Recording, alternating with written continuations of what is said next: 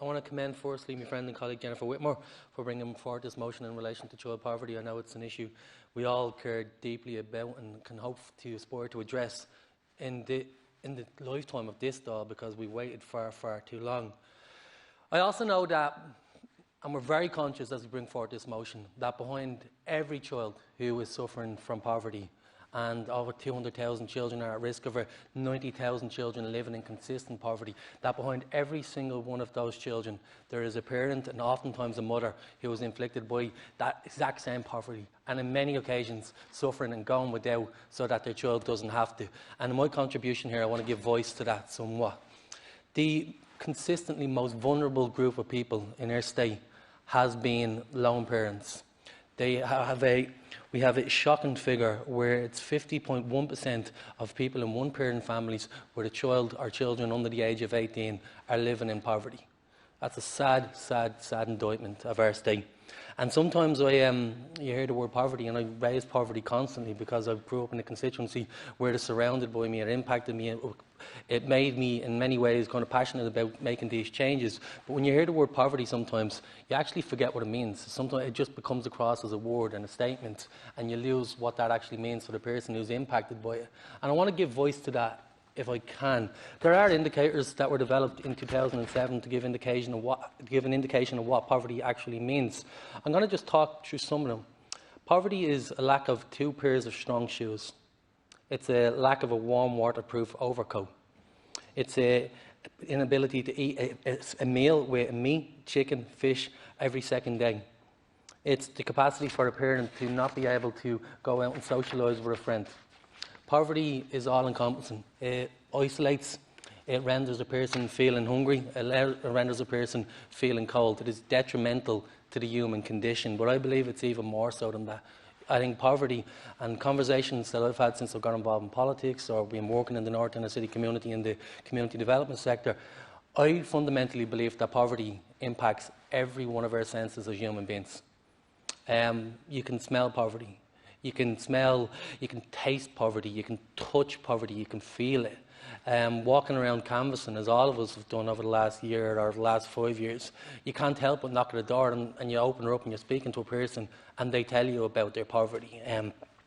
When you think about walking up, for example, walking up the North Circular Road and knocking on the doors of some of our migrant community there, and you walk in and they've nowhere to store their bins, and you can smell, and they're talking to you about they just like somewhere where they can store their bins so they didn't have to smell it.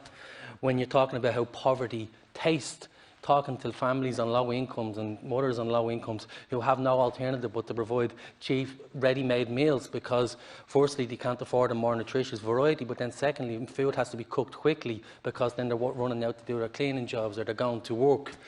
When you think about how poverty sounds, poverty is never, ever silent. When you see people in conditions which are overcrowded and vulnerable, mothers with children who are living in those conditions, they've nowhere where they can actually just find a bit of silence.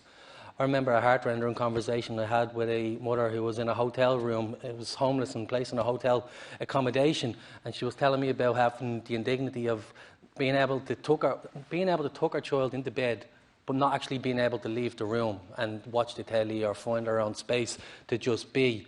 Poverty, it never affords silence. When you think about how poverty feels, I remember my first canvass for the local election in 2014 and knocking at a door and meeting a woman, and she talked to me a little bit about the deprivation that she was experiencing. She brought me into her house to show me her fridge, and she opened her fridge door and there was Tupperware boxes there with all the food for the week, and it was very clear that there was one day a week where she didn't eat. And when you think about how you can touch poverty, poverty is the old furniture that you can't replace. It's the old clothes and the old jackets and the tardiness and all of that, the impacts that has on that person and on the human condition.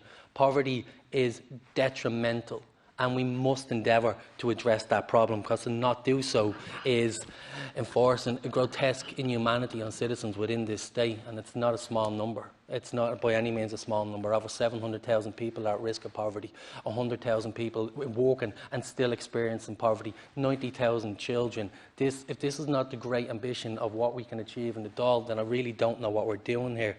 I'm also very conscious that when you talk about poverty and who poverty impacts by, you start to see your own history replicating itself. You start to see the same people who previously locked away in mother and baby homes, in Magdalene laundries. Now that they're gone, they're simply being ignored by the state. Rather than forcing them into Magdalene laundries and mother and baby homes, they're now being placed in hotel rooms. They're being asked to live in conditions that are being cramped and overcrowded, oftentimes to the benefit, once again, of the hoteliers, because that's who we choose to benefit from other people suffering in this country. So you start to see your history replicating itself. And despite all the talk of ambitious targets that we're not going to meet, we ignore and we choose not to do anything. And we commend and we change motions and bring forward counter motions that have reference how to welcome government action when actually the reality for people on the ground is suffering, it's hunger, it's pain, it's hardship, and it's cruel, and we need to address it. There are massive structural changes that we can choose to take if we actually wanted to address the fact that children and people in this country live in poverty. I mean, if you want the Social Justice Ireland, there's the Spark Group, there's One Family, there's the St Vincent's de Paul. They've all got a wealth of different policy recommendations that would vastly improve the circumstances of those people in this country suffering from poverty at the minute. I mean, they are linking welfare rates to a minimal essential standard of living. They are providing a housing force, investing in local authority and publicly owned homes. They are investing in a publicly funded model of childcare. They're found in the old things that we should always go back to. Strong public services that seek to eradicate the suffering of the population. And if that is not what governance is, that not is what being involved in the state is about, well then we are failing, and we're failing miserably. I think it's really important that actually before I finish with contributions, I also talk about poverty as it is experienced in schools. Schools are an area where I'm passionate about. When we were thinking about how the pandemic and what COVID-19 has revealed to us, I'm often I think it's almost amusing how we in Ireland use words to cover what we actually mean. So when children were sent home back in March from schools, we talked about the fact that there was a digital divide in this country. And a digital divide means that we couldn't really educate our children, our young people, because many who didn't have access to a laptop. I think that's a really interesting thing, that we can talk about the idea of a laptop, because you know what, maybe we can aspire to someday give the kid the laptop, or maybe if they don't have a laptop, that's a detriment, that's because their parents didn't work hard enough. When actually the divide that existed in homes all over this country, and was the reason why that kids weren't able to live at home, it wasn't just a digital divide, it was a divide of absolute basic provisions, such as a table on which they could do their homework on. Such as the fact that most children or young people, teenagers even, who were sent home from school, had to step in and do care work because their parents were off out working in their supermarkets and doing the actual essential frontline services that were keeping our hospitals open, keeping our supermarkets open. But we never actually acknowledged that. All we said was there was a digital divide, and the divide that exists in this country is far more substantial than merely the digital divide for our students and for our young people.